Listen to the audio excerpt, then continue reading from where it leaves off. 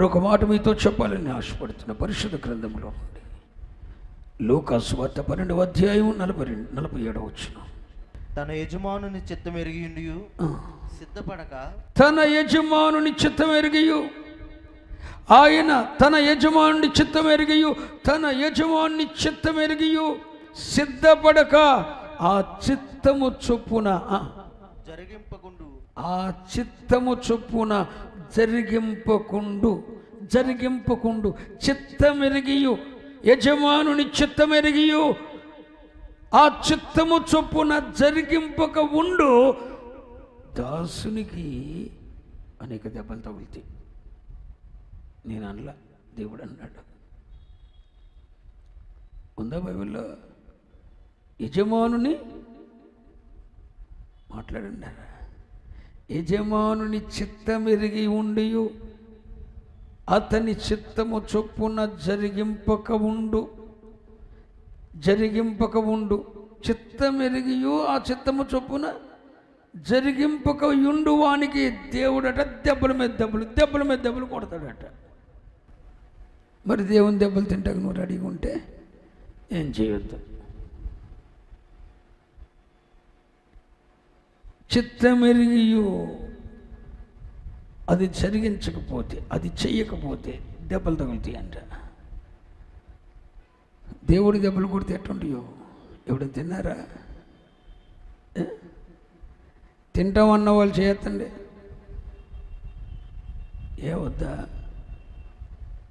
వద్దా నువ్వు వద్దన్నా కొడతాడు. ఎందుకంటే ఆయన చిత్తం మెరిగి నువ్వు దాన్ని చేయట్లేదు కాబట్టి నువ్వు వద్దన్నా కొడతాడు. మంచం కింద దాగితే తప్పు చేసిన చిన్నపిల్లలు వదిలిపెడతారా? లాగి మళ్ళీ కొడతాం బయటికి. కొట్టరా? మీ పిల్లలు ఎప్పుడు కొట్టలేదా? తప్పు చేసిన మంచం కింద దొరపడ్డాడు అనుకోండి, ఊరుకుంటావా? అని బయటికి లాగి అవసరమైతే మనమే మంచం కింద దూరి అని బయటికి లాక్కొచ్చి దవడలు లోపిస్తాం. ఆమె పక్కాదు, తప్పు తెలుసుకుంటాడండి. అలా బెత్తం ఆడిపోతే ఆ తండ్రికి అతడు ఏమవుతాడు? విరోధి అవుతాడు. తండ్రి తాను ప్రేమించు కుమారుని శిక్షిస్తాడు, గద్దిస్తాడు. అలాగే మంచం కింద దొరపడే అవసరం దాన్ని బయటికి లాక్కొచ్చి 2 దవడలు వేసేసి 2 చెంపలు కొట్టి దెబ్బలు పడుతూనే ఉంటాయి. నువ్వు మంచం కింద దాకుండా పడుతూనే ఉంటాయి. ఆయన చిత్తం ఎరిగి ఆ చిత్తం చొప్పున జరిగింపక ఉండు వానికి దెబ్బలు తగులుతాయి. బిడ్డ, నశించిపోతున్న నీ ప్రజల పట్ల, నీ గ్రామం పట్ల నీకు శ్రద్ధ లేకపోతే దెబ్బలు తగులుతాయి. ఆయన చిత్తం ఎరిగి ఎలా జరిగింపకపోతే దెబ్బలు తగులుతాయి. కయ్యనుతో దేవుడు ఇది చెప్పాడు.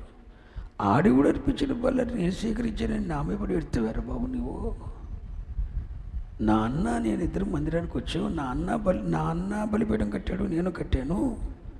నాకు కలిగింది నేను అర్పించాను, మా అన్నకు కలిగింది మా అన్న అర్పించాడు. దేవుడేమో మరి నువ్వేమో నా తమ్ముడు అర్పణ అర్పించావు, నా అర్పణ స్వీకరించావు.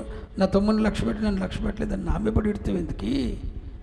నీ తమ్ముడు ఏం చేశాడో నువ్వు కూడా అదే చేయి. నిన్ను కూడా స్వీకరిస్తా అన్నాడు దేవుడు. ఇంకొక ఆప్షన్ ఇచ్చాడు దేవుడు. నిన్ను అంగీకరించిపోవడం గల కారణం ఏంటి? నువ్వు బలిపీఠం కట్టావు, నీ తమ్ముడు బలిపీఠం కట్టాడు. నువ్వు నీకు కలిగిన దాన్ని తీసుకొచ్చావు, నీ తమ్ముడు తీసుకొని వచ్చాడు. ఇద్దరు బలిపీఠం పెట్టారు. నేను నీ తమ్ముడైన ఏబేలుని లక్ష్య పెట్టాను, ఏబేలు అర్పణను లక్ష్య పెట్టి నిన్ను లక్ష్య పెట్టలేదు. నేను లక్ష్య పెట్టలేదని నా మీద ఎందుకు నన్ను లక్ష్య పెట్టలేదని నా మీద ఎందుకు కలుగులాడుతావు? నీ తమ్ముడి మీద ఎందుకు కోపడతావు? నీ తమ్ముడు ఏం చేశాను, నేనేం చేశాను? నేను నిన్ను కూడా లక్ష్య పెడతా, నిన్ను కూడా స్వీకరిస్తా. కానీ నీ తమ్ముడు ఏం చేశాడు నువ్వు వచ్చి అన్నాడు. ఆడు చేసింది నేను చేయను. ఆడు చేసింది నేను చెప్పింది చేశాడు. నువ్వు చేసింది నేను చెప్పింది కాదు. నీ మనసిష్టం అయింది చేసావు నువ్వు. అతడు రక్త ప్రోక్షణ ద్వారా నా సన్నిధికి వచ్చాడు. ఎవడైనా నా ఎదుకు రావాలంటే, తండ్రి అని పిలవాలంటే, నా యొద్దకు రావాలంటే, అతి పరిశుద్ధుడు పరిశుద్ధుల మహనీయుడైన ఆయనను సమీపించాలంటే, ఈ పాపి అయిన మనుషుడు ఆ పరిశుద్ధిని సమీపించాలంటే ఒక నీతిమంతుని రక్తం కావాలి. ఆ రక్తము చేత మాత్రమే తండ్రి సన్నిధికి సమీపిస్తాం. ఆ నీతిమంతుడు ఎవరు? ప్రభువైన యేసుక్రీస్తు. ఆ గొర్రెపిల్ల రక్తమును చేతపట్టుకొని గొర్రెపిల్లను వధించి, గొర్రెపిల్ల అంటే ప్రభువైన యేసుక్రీస్తు, ప్రభువైన యేసుక్రీస్తు, ప్రభు అయిన యేసుక్రీస్తుకు సాదృశ్యమైన ఆ గొర్రెపిల్ల రక్తమును చేతపట్టుకొని దేవుని సమీపించడానికి వెళ్ళాడు హేబేలు. ఆ ప్రభు అయిన యేసుక్రీస్తు వారి యొక్క రక్తము చేత ఆ ప్రభు సన్నిధిని సమీపించడానికి వెళ్ళిన ఏబేలు అర్పణని స్వీకరించాడు. పంట పండించా, ఇదిగో కానుకలు ఇచ్చేస్తా అని కానుకలతో దేవుని ఎదుగు వెళ్ళినోడిని తోసవతలు పడేశాడు దేవుడు. నీకు కలిగిన దాంతో నువ్వు నన్ను తృప్తిపరచలేవు. నువ్వేదో చేస్తే కాదు, నువ్వు నా ఎదుగు రావాలి, నన్ను సంతోషపెట్టాలంటే నా కుమారుని రక్తం ద్వారా మాత్రమే రావాలి. హల్లెలూయా. యేసు నామమున మాత్రమే నా సన్నిధిని సమీపించాలి. హల్లెలూయా. నీ ఇష్టానుసారంగా వస్తే కుదరదు. దేవునికి మనుషులకు మధ్యవర్తి ఒక్కడే, ఆయన ప్రభు అయిన యేసుక్రీస్తు. ఆయన నామమున మాత్రమే వెళ్ళాలి, ఆయన సిందించిన రక్తం ద్వారా మాత్రమే వెళ్ళాలి. అదిగో కయ్యను ఏబేలు ఆ రక్తమును చేతపట్టుకుని వెళ్ళాడు, స్వీకరించబడ్డాడు. ఏబేలు ఆ రక్తం వద్ద నేనేం తప్పు చేయలే, నేను విషయాన్ని కాదు, దొంగను కాదు, నేనేం తప్పు చేయలే, నాకు కలిగింది నీకు ఇస్తా, శ్రేష్టమని ఇస్తా, నువ్వేమిచ్చినా నాకు వద్దు, నువ్వు వద్దు, నీ అర్పణ వద్దని దేవుడు చూసేశాడు.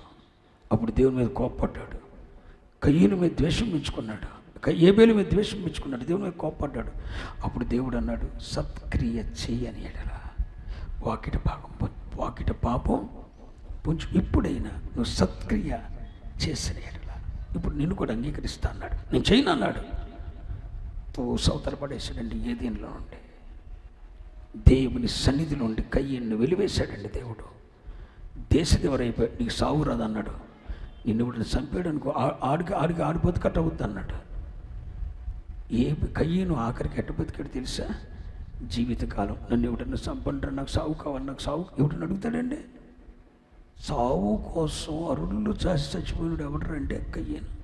అమ్మో నాకు మరణం కావాలి, మా తమ్ముడు చచ్చిపోయాడు, అందరు చచ్చిపోయారు, అందరూ చచ్చిపోయారు, నా కళ్ళ ముందు పుండ్లు చచ్చిపోయి, మా తాతలు చచ్చిపోయారు, అందరూ చచ్చిపోయారు, నేను చావట్లేదు, నాకు సావు కావాలి, నాకు సావు కావాలని ఎవడన్నా చంపడరా? సావు కోసం ఎదుక్ಕೊಂಡು తిరిగాడండి. సావు కూడా దొరకలేదు మనోడికి. ఎవడో ఒకడు చంపాడు, ఆడు శాపగ్రస్తుడు అయిపోయాడు ఇంటి చంపినందుకు. పిల్లలారా, చెయ్యవలసిన దాన్ని చేయకపోతే, కయ్యను చేయవలసిన దాన్ని చేయలేదు కనుక త్రోసివేయబడ్డాడు. రక్షింపబడిన నీవు ఒక ఆత్మీయునిగా నువ్వు చేయవలసింది చేస్తున్నావా? ఎల్లప్పుడూ మెలకుగా ఉండి ప్రార్థిస్తున్నావా? గడిచిన రోజుల్లో నేను ఎప్పుడో చెప్పాను, ఎంతసేపు ప్రార్థన చేయాలి అన్నదానికి. ఎంతసేపు ప్రార్థన చేయాలి? 1 గంట, 2 గంటల, 3 గంటల కాదు, రాత్రంతా కాదు, ఎల్లప్పుడూ ప్రార్థిస్తూనే ఉండాలి. హల్లెలూయా. ఎలా ప్రార్థించాలి? ఎల్లప్పుడూ ఎలా ప్రార్థన చేస్తూ, ఇలా నేను వాక్యాన్ని ధ్యానిస్తున్నప్పుడు కూడా దేవాన్ని సహాయం కావాలి, దేవాన్ని సహాయం కావాలి, దేవా నువ్వు నన్ను వాడుకోవాలి, నువ్వు నన్ను దర్శించాలి, నా నోటి నువ్వు వాడుకోవాలి, నా ద్వారా నీ మాటలు అందించాలి. నా మనసు ధ్యానిస్తూనే ఉంటుంది. దట్ ఈస్ ప్రార్థన. నువ్వు కూర్చున్నప్పుడు ప్రార్థన చేసుకోవచ్చు, వాక్యం వింటున్నప్పుడు ప్రార్థన చేసుకోవచ్చు, వంట చేస్తున్నప్పుడు ప్రార్థన చేసుకోవచ్చు. దేవునితో కనెక్ట్ అవ్వటమే ప్రార్థన. అది ఎంతసేపు చేయాలి? Any time.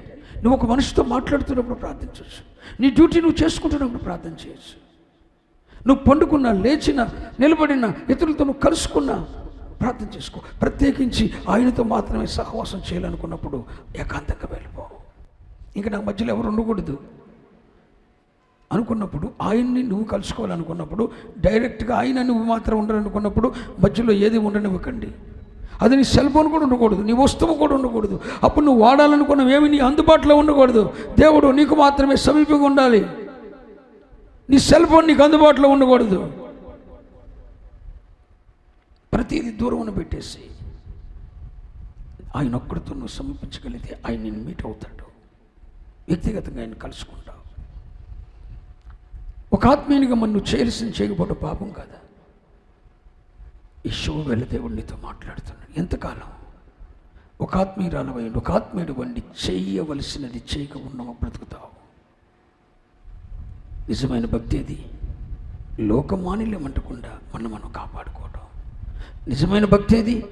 ఆ దారిద్ర్య స్థితిలో ఉన్న వారికి చేయూతనివ్వటం. ఇది నువ్వు చేయగలుగుతున్నావా? భక్తి అంటే అదేగా.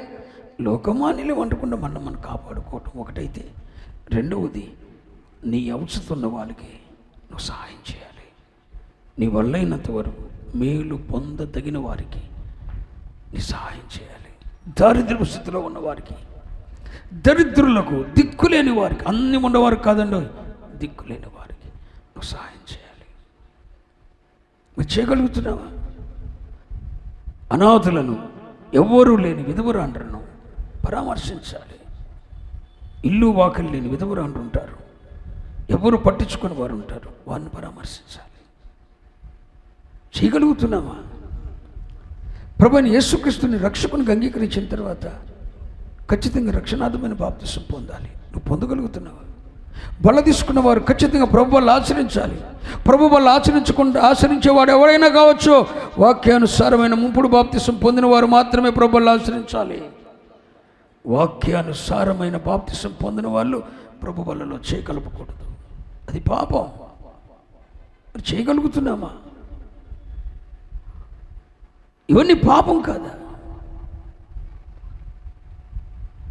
దేవుని చిత్తం ఎరిగి అలాగూ చేయని వానికి పాపం కలుగుతుంది. మేలైనది చేయనెరిగి దాన్ని చేయకపోవటం పాపం.